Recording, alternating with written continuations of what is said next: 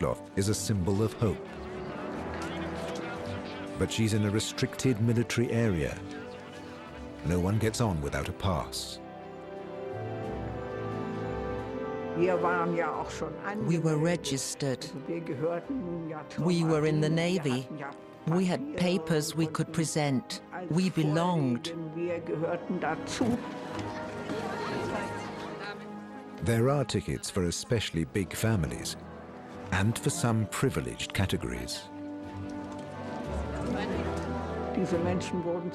They sorted through these people, checking for party membership. That still counted at first. But the people on the quayside were hungry. They were thirsty. They were freezing. They pushed their way onto the ship. They couldn't do anything about it. They had to let them on. By the 30th of January, no one is keeping a record of who's on board the Gustloff. Jürgen Danöl and his family are simply happy to be there. Mother said, now we've made it, children. No more wet gloves, no wet feet. It was a poem, it was hope. And still they pile on board. By the end, there are probably well over 10,000 passengers.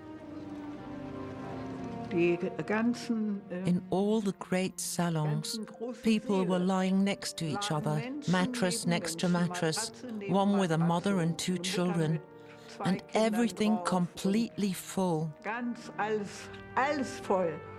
The smell got stronger and stronger. Babies pooed in their nappies.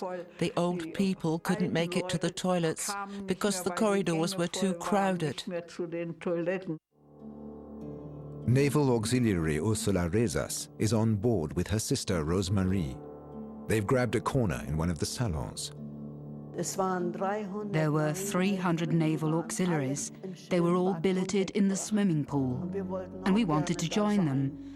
But there wasn't any room left, so we were stuck in the corner of a salon. The Navy girls are happy to be safe on the great ship. But the Gustloff's officers are worried. The ship has not been to sea for 5 years. It's a long time since her glory days. There are too few lifeboats for this exceptional load, and the ship has suffered bomb damage. They ordered extra lifeboats. They were in just as short supply as the life jackets. So they brought up big cutters and a crane, hoisted them onto the upper deck, and put them in position. Rafts are loaded on too. There's still only capacity for half the passengers, but it hardly matters, even for people who should know better. I thought, we're safe now, and this unsinkable ship is going to take us west. For the past few months, Soviet submarines have been breaking through into the Baltic. As singletons, they haven't yet made a great impression. In previous years, they had only limited success. So it could well be that the Germans rather underestimated the danger from Soviet submarines. To protect merchant ships from torpedo attacks, you need escorts. But by 1945, cruisers and destroyers are in short supply in the Baltic.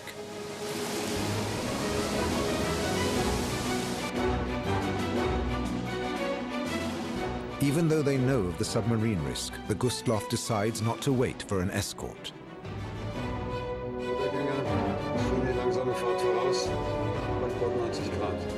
At 12:30 on 30th of January 1945, the Wilhelm Gustloff leaves harbour. By 3 o'clock, the Gustloff has reached the open sea, making for Kiel. On the bridge, there are heated discussions about the route she should be taking. The Gustloff's official captain is Friedrich Petersen. He's a merchant marine officer. On this occasion, there are 2 additional captains and a first officer with a captain's license. The 1,000 U-boat cadets on board are under the command of Lieutenant Commander Wilhelm Zahn. Arguments erupt on the bridge. particularly about the course they should take. There are two possibilities. If they stay close to the coast, they're safe from submarines, but these waters are mined.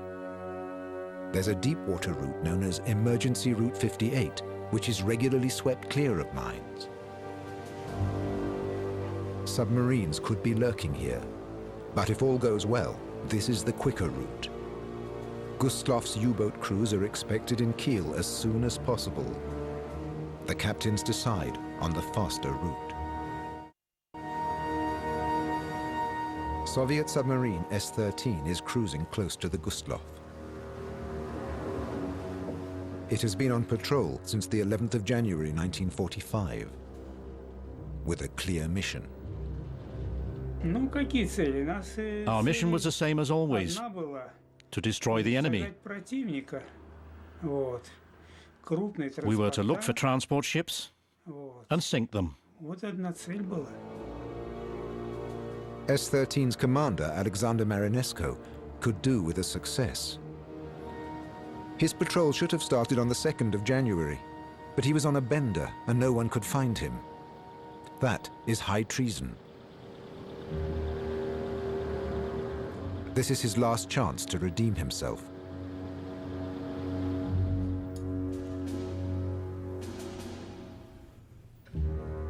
He has yet to see a single German ship. Then S-13 receives a signal. The German freighters are beginning their evacuation to the west.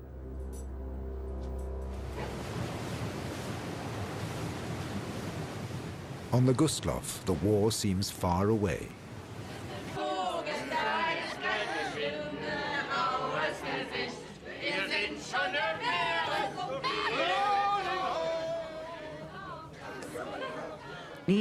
Next to us there sat two East Prussian farmers' daughters, I think, plump and very gay and rosy cheeks. They were simply adorable, laughing and telling each other jokes and getting to know people, and there was a very good atmosphere on the ship.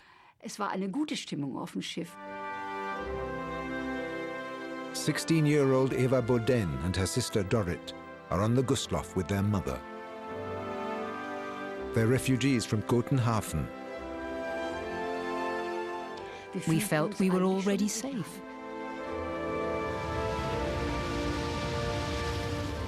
It could be a busy night on Emergency Route 58.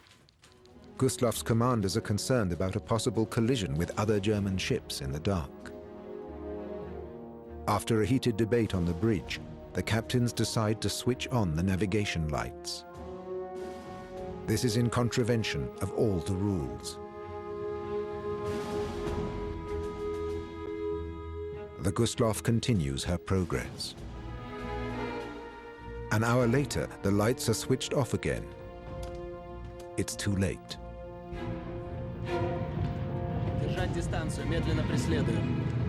S-13 has spotted her and takes up pursuit.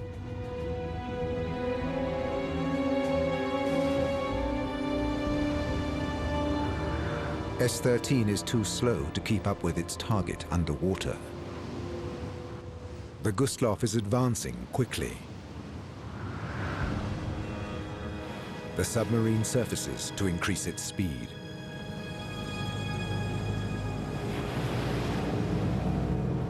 Two hours later, by 8 p.m., S-13 has caught up with the Gustloff. The crew go to action stations. They know this is a sizable target. From the sound, I could hear that it was a twin-screw ship. That meant it had to be very big. If it had been an ordinary freighter, it would have sounded like this. But you couldn't tell from the sound of the propellers whether it was a warship or not.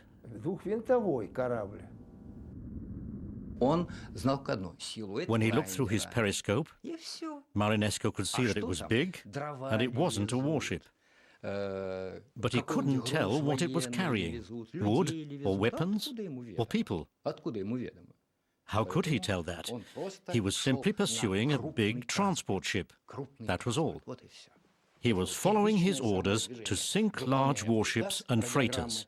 And that's what he did. Marinesco decides on a daring maneuver. He will sail right round the Gustloff and attack from the shore side. Gustloff's lookouts will be concentrating on the other direction. And this is the best chance he has to evade any escort ships in the darkness. If we had been spotted by convoy escorts, that would have been the end of us. We would never have got out of there alive. As S-13 describes its great loop around the Gustloff, on board the cruise ship, the passengers are reminded of something they had almost forgotten. Today is the 12th anniversary of Hitler's rise to power. The Führer addresses the nation. The tone has become familiar over the years. The need for a steadfast heart, the need to hold out everywhere under all circumstances, until the nation's efforts are finally crowned in victory.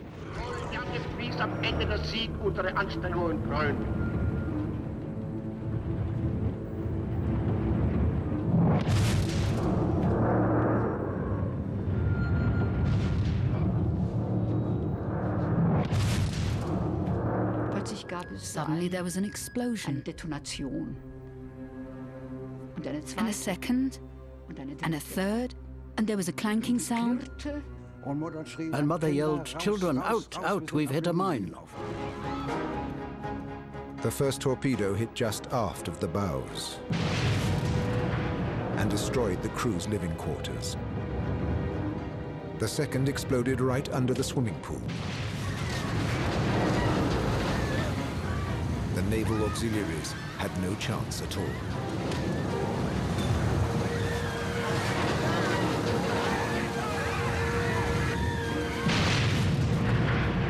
The third torpedo hit the engine room and ripped through the side of the ship up to the railings. Anyone in the lower decks died within seconds.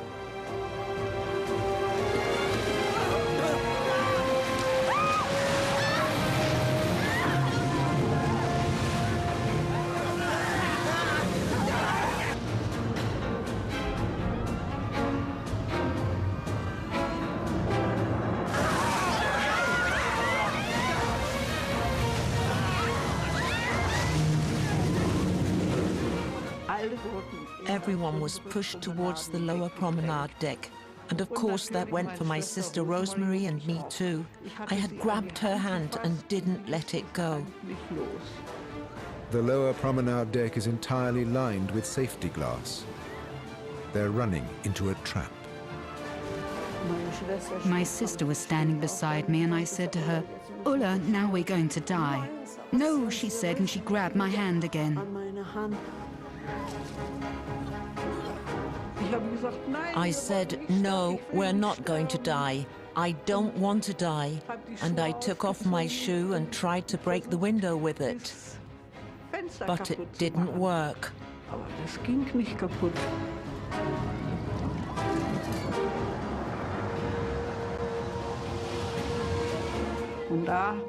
And then an officer, or one of the sailors, kept shooting at the window. And then we could push it out. The two sisters are washed overboard, suddenly separated. All of a sudden I realized there's water in my ears, in my nose, my mouth. God, I think, please let me lose consciousness. Let me die quickly. Just want to die quickly. And suddenly I've got air again. On the upper decks, they're struggling with the boats.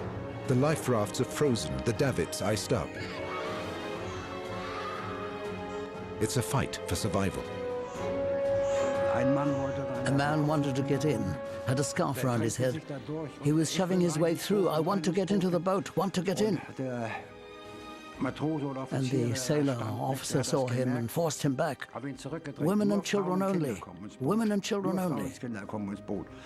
He was thrashing around. He just had to get onto the boat. And the officer shot him.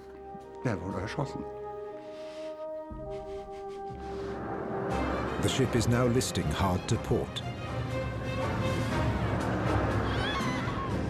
Passengers are holding on for dear life.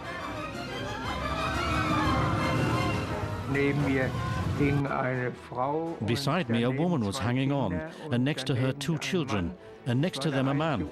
He was the only uniformed man I'd seen on board with a swastika armband. The woman kept screaming at him, "Finish it, finish it." Then he took out his pistol, still holding on with one hand, and first he shot the 2 little girls, and then his wife. And then he held the pistol to his own temple, and it didn't go off. He'd run out of bullets. He yelled at me, "Give me your pistol." And I shouted back, "I haven't got one." And then he let go and slid after his dead wife.